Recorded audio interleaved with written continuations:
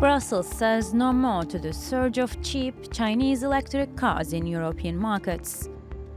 Global markets are flooded with cheap Chinese electric cars, and their price is kept artificially low by huge state subsidies.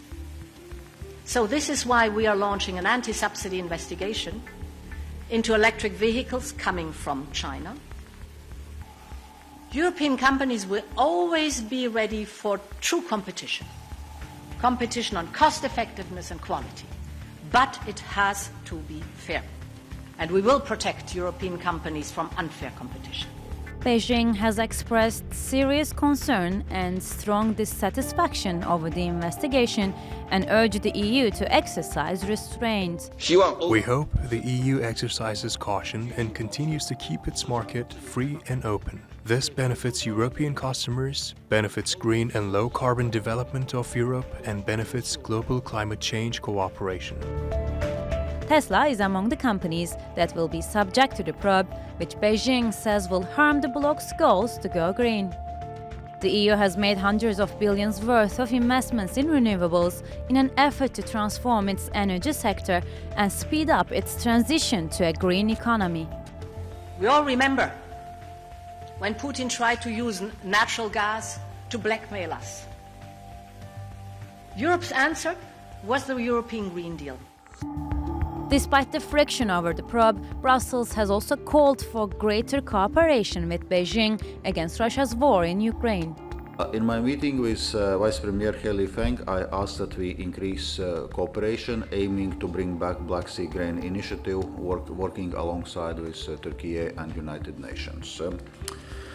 The war also weakens the global economy, which negatively impacts on China as an export-oriented economy. And China's position is affecting the country's image, not only with European consumers, but also with businesses. Over a third of EU companies in this country have indicated that China's position on the war is making it a less attractive investment destination.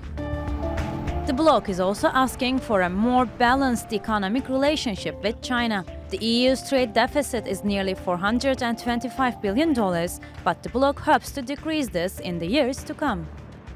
Kubra Akkoc, TRT World.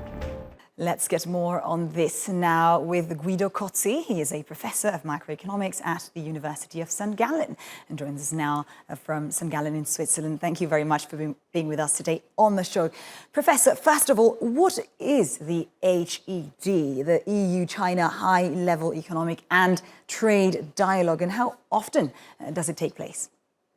It's a very important meeting, and it is high-level. So we are talking about the Vice President of the European Commission, for example, going there, and Vice Premier of China, and very important people. It's not periodic, it is sporadic, it is quite rare, but it happens in important moments. And here it is an important moment for the macroeconomy of the whole world, Europe in particular, and also for a number of trade issues that are crucial for example, for the European green transition. On this, what were the main topics discussed in this week's HED, but more broadly during Dombrovskis's visit in China? Several aspects, most important regarding exports.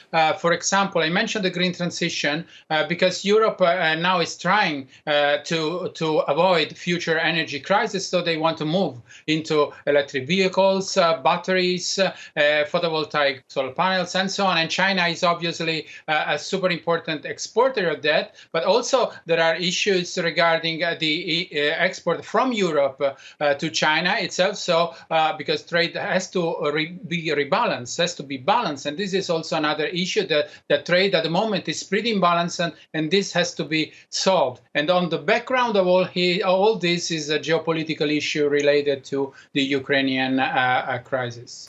Right. And Professor, the increasing EU trade deficit with China is certainly a source of concern for the EU authorities. I mean, China's always been a very important trading partner, if not the most important. What has been driving it, and what can be done to reduce it, at least? Well, it's important to discipline it because you're right. The China is the greatest exporter to the Europe. But this means that the way all these goods are flowing to Europe will affect the European industry. For example, again in the electric vehicles, clearly there is competition with the existing European automobile producers. And since the two systems, the European and the Chinese, are so different, for example, the European market favors free trade without state interferences, whereas in China, the state interference is everywhere. So central and local governments are supporting, subsidizing their industry. Right. One of the points of friction, I would say now, is related to the EU recently opening an investigation into Chinese subsidies on electric vehicles producers. Can you tell us more about this and what can this mean for the energy transition process in the EU?